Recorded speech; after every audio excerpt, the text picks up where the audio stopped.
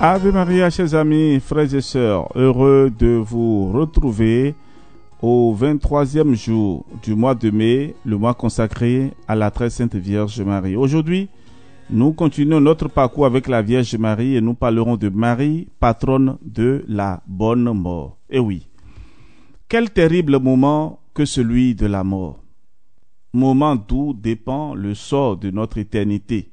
Mais rassurez-vous, serviteurs de Marie, qui vous faites un devoir et un bonheur de conquérir sa protection par un culte filial et constant. Alors la Reine du Ciel volera à votre secours et vous rendra ce terrible passage moins difficile. Le jour, dit saint Alphonse Marie de Ligorie, où elle eut la consolation et la douleur d'assister à la dernière heure de son fils, elle reçut la mission d'assister dans ce redoutable passage tout le peuple des prédestinés. Si souvent vous l'avez prié de vous secourir à votre heure dernière, devez-vous craindre qu'elle vous oublie?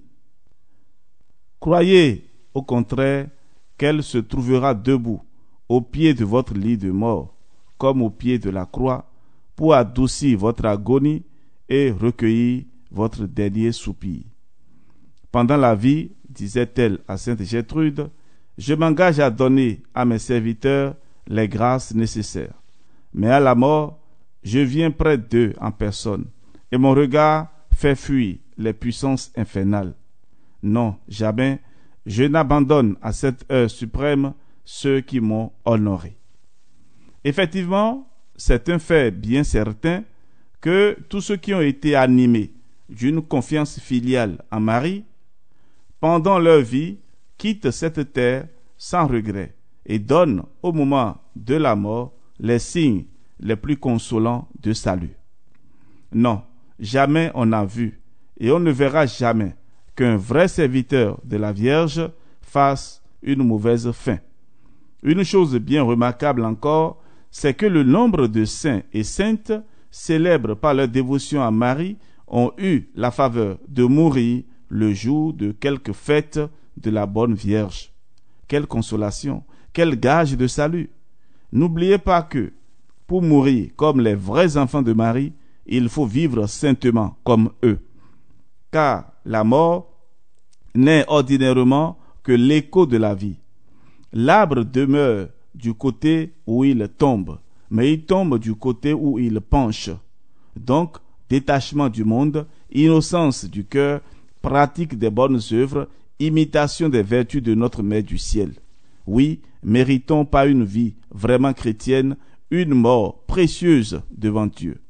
Méritons qu'on puisse dire, près de notre tombe, c'était un véritable disciple de Jésus, un fidèle serviteur de Marie. Ce qui signifiera, il a vécu et il est mort comme un saint. Il est maintenant au ciel. Ô Vierge clémente, obtenez-nous de vivre dans votre service pour mourir saintement dans vos bras maternels. Et oui, frères et sœurs, c'est la prière que nous devons faire constamment.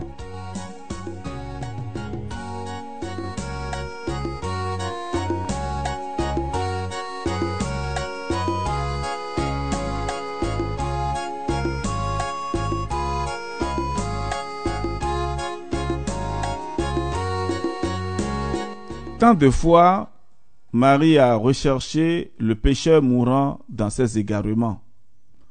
L'abandonnera-t-elle maintenant qu'il va tomber dans l'abîme sans fond de l'éternité? Non, 1000 fois non. Ses entrailles maternelles sont vivement émues à la vue de l'affreux péril qui le menace.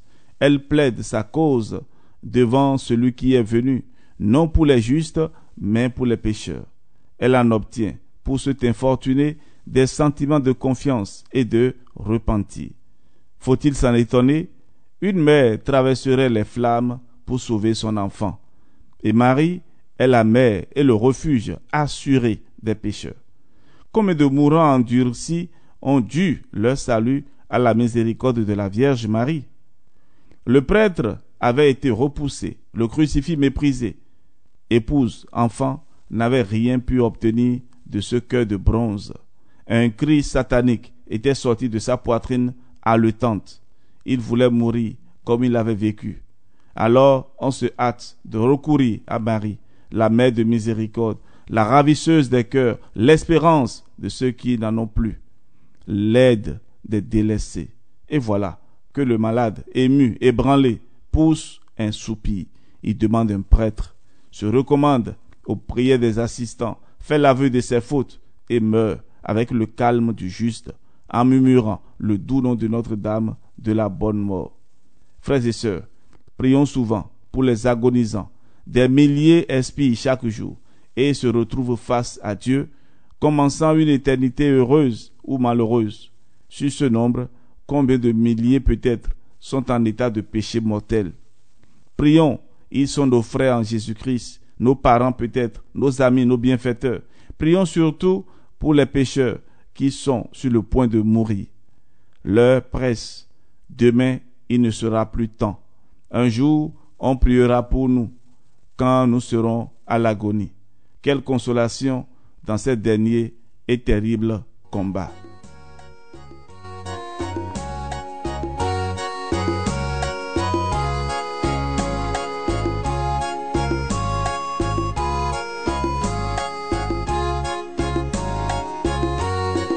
Et voici pour nous un exemple.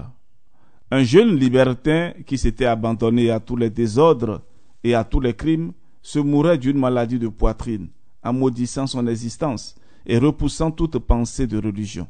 Son père, plus impie encore, l'engageait à se donner la mort pour mettre un terme à ses souffrances, ajoutant qu'il se suiciderait aussi lui-même et qu'ils se débarrasseraient ensemble du fardeau de la vie. Une dame, effrayée des dispositions du mourant et des blasphèmes du malheureux père, se hâta de les recommander tous deux aux prières de l'archiconfrérie. On conjura, on supplia de tout cœur celle que l'Église appelle l'espoir des désespérés et la patronne de la bonne mort, d'avoir pitié de ces âmes infortunées qui allaient tomber dans un entier éternel. Marie se laissa toucher et obtint de son fils le miracle qu'on lui demandait. Pendant 2 jours encore, le jeune homme resta sombre, préoccupé, mais ensuite il demanda un prêtre, se confessa, reconnut publiquement ses torts et invoquait avec l'âme la protection de la Sainte Vierge. « Elle m'a sauvé, disait-il, je mourrai content et heureux. » Le samedi suivant, il demandait un chapelet. Sa sœur lui offrit le sien. « Passe-le à mon cou, s'écria-t-il avec joie, et en reposant sa tête sur un oreiller, il rendit doucement le dernier soupir.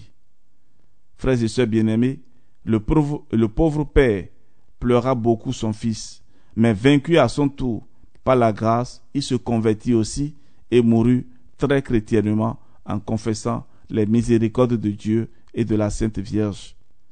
Pauvre infortuné, il voulait se suicider. Il n'avait peut-être pas de mère sur la terre pour les consoler et les ramener à de meilleurs sentiments. Et voilà que leur mère du ciel leur obtient la résignation et la grâce d'une sainte mort. Qu'il est bien vrai que Marie est toujours le refuge assuré des pauvres pécheurs. Frères et sœurs bien-aimés, nous allons conclure notre méditation de ce jour avec cette prière. Ô Marie, puissante protectrice des mourants, ne nous abandonnez pas à cette heure suprême qui décidera de notre sort éternel. Soyez là, près de nous, pour nous bénir, nous consoler et nous défendre. Préservez-nous d'une mort subite et non prévue, et obtenez-nous la grâce insigne de ne sortir de ce monde que munis des derniers sacrements et en prononçant votre doux nom. Amen. Ainsi soit-il. Et oui, frères et sœurs.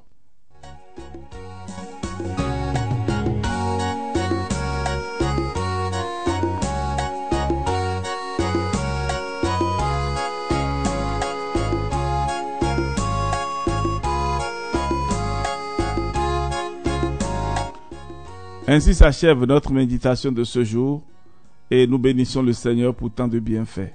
Demain, 24e jour, nous parlerons de Marie, Mère des âmes du purgatoire. Que Dieu soit notre force. À demain.